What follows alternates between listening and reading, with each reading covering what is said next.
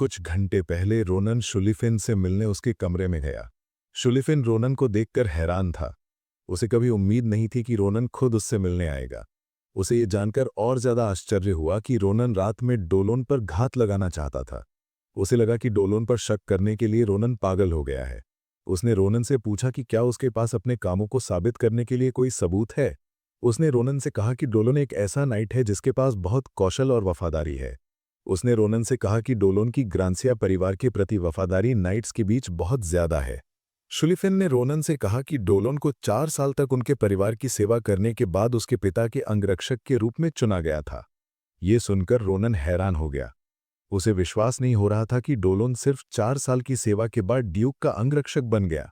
उसे लगा कि एक नाइट के लिए 4 साल की सेवा बहुत कम थी। उसने शुलिफिन से कहा कि उसका परिवार शायद पहले से ही जासूसों से भरा हुआ है। ये सुनकर शुलिफिन चौंक गया। उसे समझ नहीं आया कि रोनन किस बारे में बात कर रहा था।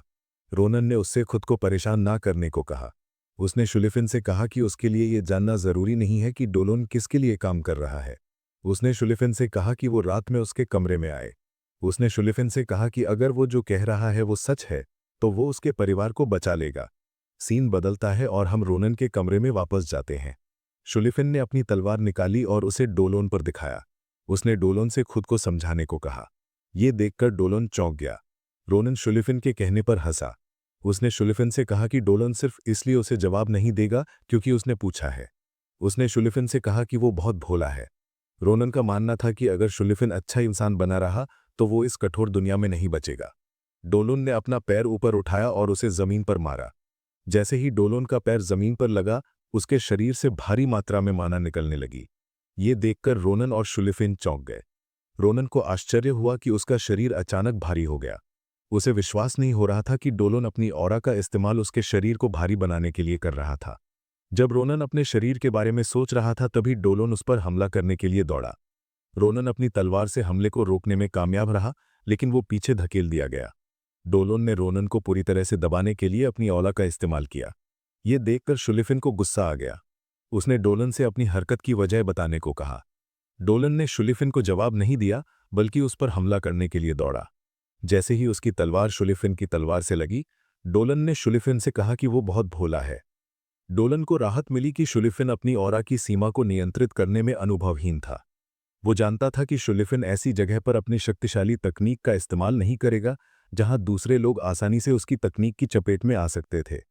शुलिफिन को अभी भी विश्वास नहीं हो रहा था कि उसका वफादार नाइट उस पर पलटवार करेगा। वो इस स्थिति से बहुत परेशान था।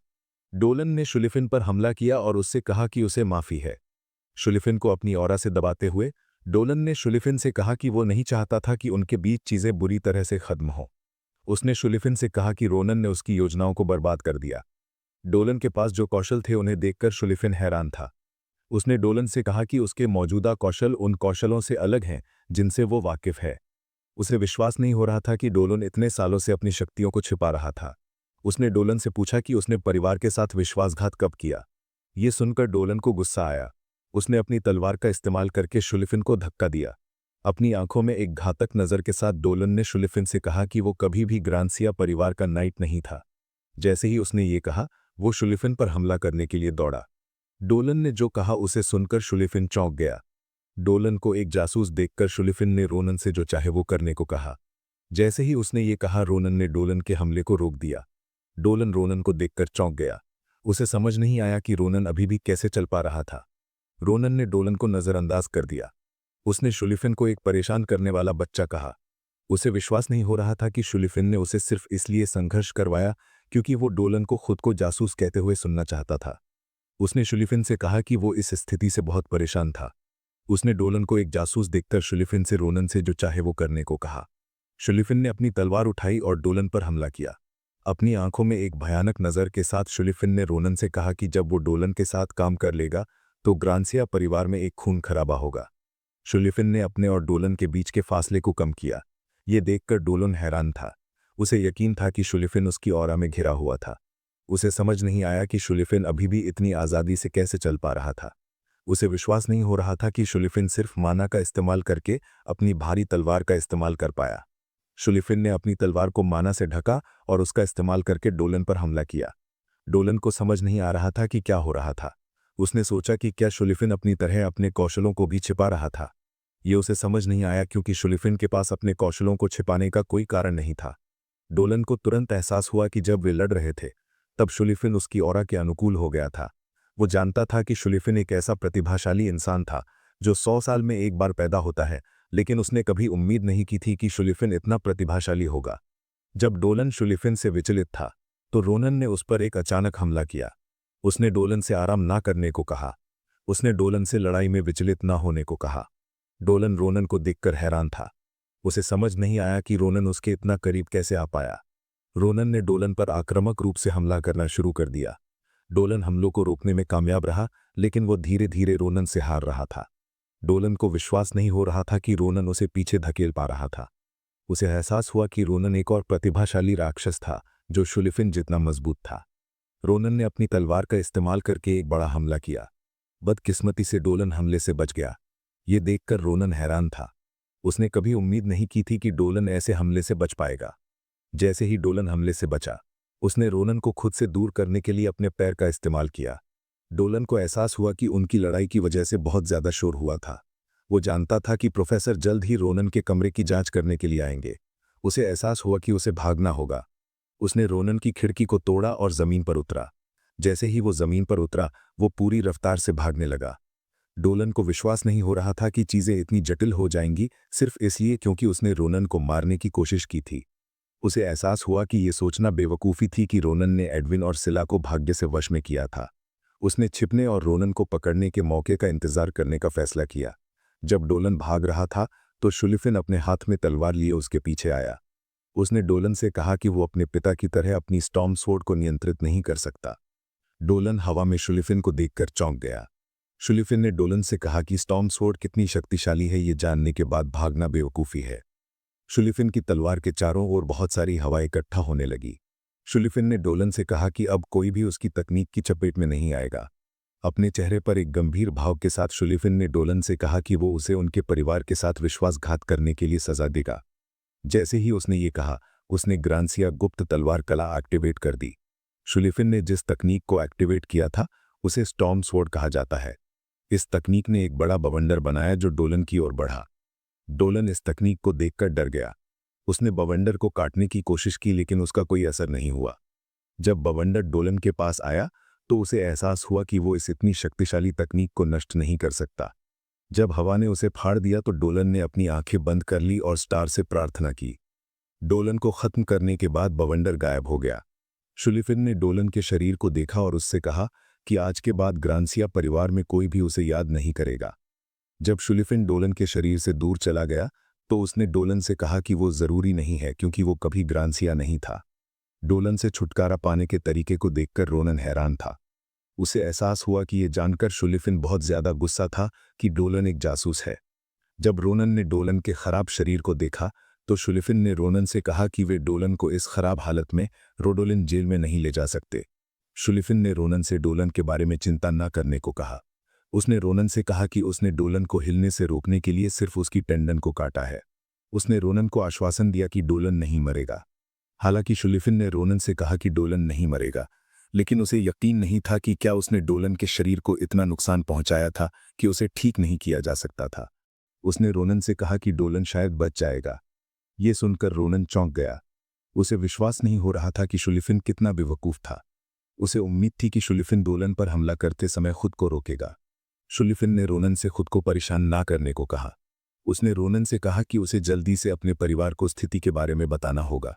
अपने चेहरे पर एक गंभीर भाव के साथ शुलिफिन ने रोनन से कहा कि उसके परिवार को उन सभी विद्रोहियों का शिकार करना चाहिए और उनसे छुटकारा पाना चाहिए। जैसे ही उसने ये कहा वो भागने लगा। उसने रोनन से डोलन की स्थिति को संभालने के लिए कहा। रोनन शुलिफिन के इतना पागल होने पर हैरान था। उसने कभी उम्मीद नहीं की थी कि शुलिफिन उसे अकेला छोड़ देगा। वो इस बात से परेशान था कि शुलिफिन ने उस जगह की ज्यादातर चीजें नष्ट कर दी थीं और चाहता था कि वो हर चीज का ध्यान रखे। जब रोनन शुलिफिन पर चिल्ला रहा था तो उसके पीछे एक पोर्टल दिखाई दिया। एक तलवारबाज पोर्टल से बाहर आया और रोनन से स्थिति के बारे में पूछा। उस व्यक्ति ने रोनन से तूफान के बारे में पूछा जिसने छात्रावास को हिला दिया था। उस व्यक्ति ने रोनन से पूछा कि क्या उस पर घात लगाया गया था। जब रोनन मुड़ा तो वो अपने पीछे एक पोर्टल देखकर हैरान था। वो पोर्टल से बाहर आए तलवारबाज को देखकर और ज्यादा हैरान था। जो लोग पोर्टल से बाहर आए थे वे प्रिंसिपल क्रावा थे, जिन्होंने पोर्टल बनाया था, और प्रशिक्षक नबी रोज, जो उनकी मदद करने के लिए आई थीं। जब रोनन ने नबी रोज को देखा तो सबसे पहली चीज जो उसने देखी वो थी उसका अजीब लेकिन प्यारा पजामा। रोनन ये देखकर हैरान था। उसने कभी नहीं सोचा था कि नबी रोज सोने के लिए ऐसी चीज पहनेगी। उसने नबी रोज को अंगूठा दिखाया और उससे कहा कि उसका कपड़ों का स्वाद अच्छा है। ये सुनकर नबी रोज को गुस्सा आया। उसने रोनन से उसके सवालों का जवाब देने को कहा। क्रावा ने रोनन से नबी रोज के सवालों का जवाब देने को कहा। उसने रोनन से कहा कि नबी रोज का पजामा जरूरी नहीं है। बेशक वो भी नबी रोज को ऐसे कपड़ों में देखकर हैरान था। क्रावा खुश था कि रोनन को चोट नहीं लगी थी। उसने रोनन से उसके पीछे पड़े हुए शरीर के बारे में पूछा। ये सवाल सुनकर रोनन हैरान था। उसे नहीं पता था कि क्रावा को बताना कैसे शुरू करे। उसने क्रावा से कहा कि वो उसे एक अच्छी सफाई देगा। क्रावा को कुछ भी बताने से पहले रोनन ने क्रावा से उसके बाद दोहराने को कहा। क्रावा रोनन के अनुरोध को सुनकर हैरान था। उसने रोनन से कहा कि वो उसे बताए कि वो क्या कहना चाहता है। अपनी आंखों में गुस्से के साथ रोनन ने क्रावा से आह्यूद को एक पागल कमीना कहने के लिए कहा। ये सुनकर क्रावा चौंक गया। उसे समझ नहीं आया कि रोनन उससे ऐसी अजीब चीज क्यों कहना चाहता था।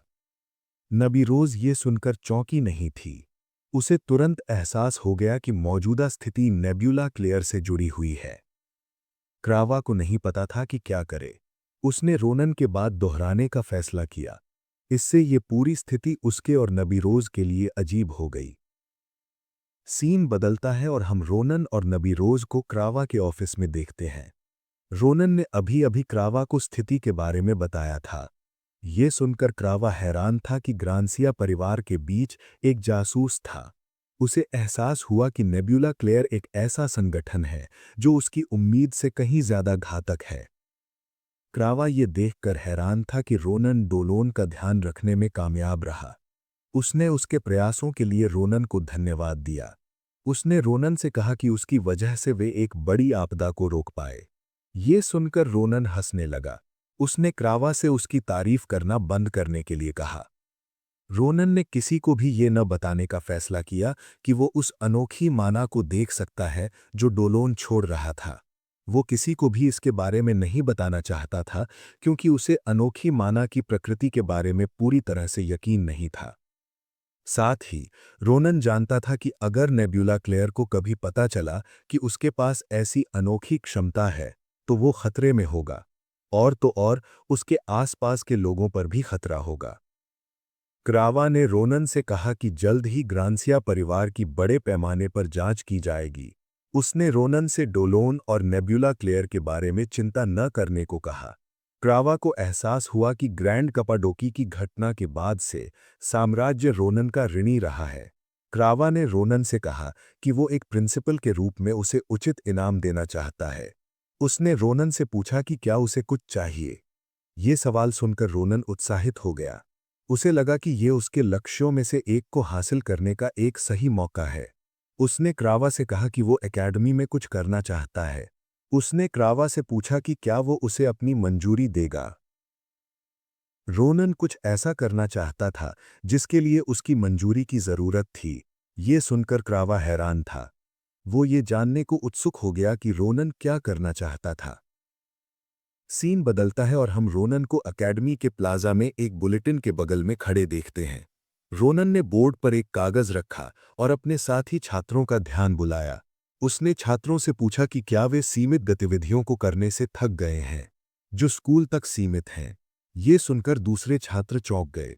रोनन ने बुलेटिन बोर्ड पर रखे कागज को छुआ और अपने साथी छात्रों से कहा कि उसने उनके लिए क्लब बनाया है। अपने चेहरे पर मुस्कान के साथ उसने छात्रों से कहा कि क्लब का नाम स्पेशल क्लास एडवेंचर क्लब है। रोनन ने बोर्ड पर जो भर्ती का कागज रखा था उसके हिसाब से रोनन अपने क्लब के लिए सदस्यों की भर्ती करना चाहता था। कोई भी क्लब में आवेदन कर सकता है, लेकिन एक छोटा सा साक्षात्कार लिया जाएगा। एक छात्र ने रोनन से क्लब की गतिविधियों के बारे में पूछा। इससे पहले कि छात्र और कुछ कह पाते, रोनन ने अपने हाथ से छात्रों का मुंह बंद कर दिया। अपने चेहरे पर मुस्कान के साथ रोनन ने दूसरे छात्रों से कहा कि स्पेशल क्लास एडवेंचर क्लब एक बहुत ही रचनात्मक क्लब है जो प्रतिभाशाली व्यक्तियों को विकसित करने की कोशिश करता है, जो साम्राज्य में योगदान देंगे। उनका ध्यान व्यवहारिक और बाहरी गतिविधियों के माध्यम से छात्रों को बेहतर बनाना है। रोनन के हिसाब से स्पेशल क्लास एडवेंचर क्लब एकमात्र ऐसा क्लब है जिसे स्कूल के बाहर बाहरी गतिविधियों के लिए प्रिंसिपल की मंजूरी मिली है।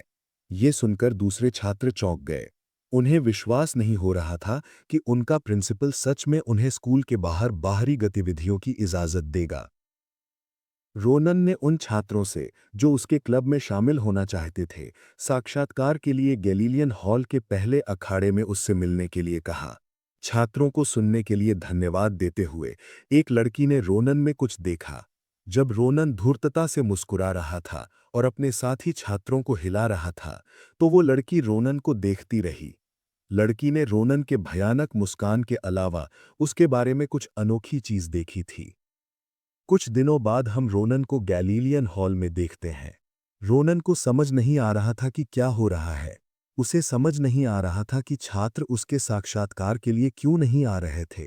उसे उम्मीद थी कि प्लाजा में उसकी हरकत देखने के बाद हर कोई दौड़कर आएगा। वो ये देखकर बहुत हैरान था कि मारिया और एशले के अलावा कोई भी छात्र साक्षात्कार के लिए नहीं आ रहा था। मारिया ये देखकर हैरान थी कि रोनन उलझन में था कि छात्र उससे क्यों बच रहे थे। उसने रोनन से पिछले कुछ दिनों में उसके द्वारा लिए गए साक्षात्कारों को याद करने को कहा।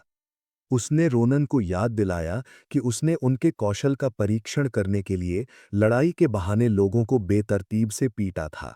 साथ ही रोनन छात्रों से कुछ संदिग्ध सवाल पूछ रहा था। उसने छात्रों से पूछा कि क्या वे अपने मिशन के लिए अपनी जान जोखिम में डालने के लिए तैयार थे। ये सुनकर दूसरे छात्र चौंक गए। उन्हें समझ नहीं आया कि वे एक मामूली क्लब के लिए अपनी जान जोखिम में क्यों डालेंगे। एशले ने रोनन से कहा कि उसके व्यवहार के बारे में अफवाहें पूरे एकेडमी में फैल गई हैं। छात्रों ने कहना शुरू कर दिया कि रोनन के क्लब में शामिल होने के लिए उन्हें 10 जान चाहिए। रोनन निराश था कि दूसरे छात्र इतने कमजोर थे। उसका मानना था कि उसने उनका ठीक उसी तरह से परीक्षण किया जिस तरह से सेना में सैनिकों का परीक्षण किया जाता है। बेशक रोनन को अपने क्लब में बहुत सारे छात्रों को रखने की परवाह नहीं थी। वो सिर्फ आशाजनक छात्रों को चाहता था। जैसे ही रोनन ने ये कहा, हमने एक छात्र को खड़े होने के लिए संघर्ष करते हुए देखा। रोनन ने छात्र से पूछा कि क्या वो अब उठ गया है, तो क्या वो तरोताज़ा महसूस कर रहा है। रोनन को समझ नहीं आया कि वो छात्र उसके साथ लड़ाई क्यों करना चाहता था। उसने पहले ही छात्र से उनके क्लब में शामिल होने के लिए कहा था। रोनन को लड़के के कौशल का परीक्षण करने की कोई जरूरत नहीं दिखी। जो छात्र जोर जोर से सांस ले रहा था, वो रोनन का सीनियर ब्राम था। रोनन ने ब्राम से कहा कि उसने परीक्षा पास कर ली है। अपने चेहरे पर मुस्कान के साथ ब्राम ने रोनन को क्लब में आने की इजाज़त देने के लिए धन्यवाद दिया। रोनन ने ब्राम से कहा कि क्लब काफ़ी मुश्किल होगा। उसने ब्राम से अपने फैसले के बारे में फिर से सोचने को कहा। अपने चेहरे पर एक चमकदार मुस्कान के साथ ब्राम ने रोनन से कहा कि जब तक वो मजबूत होता है, उसे क्लब से कोई दिक्कत नहीं है। ब्राम का जवाब सुनने पर रोनन ने अपने क्लब के सदस्यों से अपने छात्रावासों में वापस जाने को कहा। उसने उनसे क्लब की गतिविधियां पूरी तरह से शुरू होने से पहले आराम करने को कहा। एशले ने रोनन से पूछा कि वो अपने समय का क्या करना चाहता है। रोनन ने एशले से कहा कि अभी भी साक्षात्कारों के लिए समय है। उसने एशले से कहा कि वो कुछ समय तक इंतजार करना चाहता है। उसने एशले से कहा कि कोई आशाजनक छात्र रात में उनके साथ शामिल होने का फैसला कर सकता है। रात में रोनन को एहसास हुआ कि कोई भी छात्र उसके क्लब में नहीं आ रहा था। रोनन को विश्वास नहीं हो रहा था कि एक भी छात्र ने आवेदन करने की कोशिश भी नहीं की। वो हार मान लेने का फैसला कर लिया। उसने आदेशन से अपना सामान बांधने में उसकी मदद करने के लिए कहा। उसने उसके साक्षात्कारों में उसकी मदद करने के लिए उसे धन्यवाद दिया। वो जानता था कि आदेशन एक शिक्षक सहायक के रूप में अपने काम में व्यस्त थी। फिर भी उसने उसकी मदद करने के लिए समय निकाला। आदेशन ने रोनन से इसके बारे में चिंता न करने को कहा। कुर्सियों को पैक करते हुए आदेशन ने रोनन से कहा कि अगर वो अपने सहायक के काम में व्यस्त नहीं होती तो वो क्लब में आवेदन करती। ये सुनकर रोनन हैरान था। जबकि रोनन को आदेशन पसंद थी, उसने कभी उसे क्लब में शामिल होने की इजाज़त नहीं देने की योजना बनाई थी। अगर वो आवेदन करती, रोनन को बुरा लगा क्योंकि उसे पता नहीं था कि उसे ऐसी बात कैसे बतानी है। उसे एहसास हुआ कि उसे अभी भी इस बारे में फैसला करना होगा कि आदेशन ने अतीत में उससे क्या कहा था। उसे नहीं पता था कि आदेशन से जनरल बनने के सपनों को छोड़ने के लिए कैसे कहे, खासकर ये देखने के बाद कि वो इस लक्ष्य के लिए कैसे काम कर रही थी। रोनन को एहसास हुआ कि ऐसी बात कहने से पहले उसे और समय चाहिए। वह सोच ही रहा था कि अब क्या करे। तभी अचानक एक रहस्यमयी लड़की उसके सामने आ गई। अखाड़े में रोनन से मिलकर वह लड़की बहुत खुश लग रही थी। उसे उम्मीद थी कि रोनन सारे साक्षात्कार जल्दी खत्म कर देगा। रोनन लड़की को देखकर तंग रह गया। उसे तो पता ही नहीं चला कि वह अखाड़े में कब आई थी। उसकी मौजूदगी बिल्कुल भी महसूस नहीं हुई। चेहरे पर हल्की मुस्कान लाते हुए रोनन ने पूछा, क्या तुम हमारे क्लब के लिए साक्षात्कार देने आई हो? ये सुनकर लड़की हैरान रह गई। उसने धीरे से कहा, अगर मैं तुम्हारे क्लब में शामिल हो जाऊं तो क्या मैं कुछ कर सकती हूं? रोनन उलझन में पड़ गया। उसे समझ ही नहीं आया कि लड़की का असली मतलब क्या था। उसने उसे जोर से बोलने को कहा क्योंकि वह उसकी बात साफ साफ सुन नहीं पा रहा था। लड़की ने धीरे से अपनी टोपी नीचे खींची और तभी उसकी असली शक्ल सामने आई। उसकी खून जैसी लाल आंखें चमक रही थीं। वह फुसफुसाई, क्लब में शामिल होने के बाद क्या मैं तुम पर कुछ छू सकती हूँ? दोस्तों, हम अपने वीडियो के अंत में आ गए हैं। अगर आप लोग इस वीडियो का अगला भाग चाहते हैं तो हमें कमेंट सेक्शन में बताएं।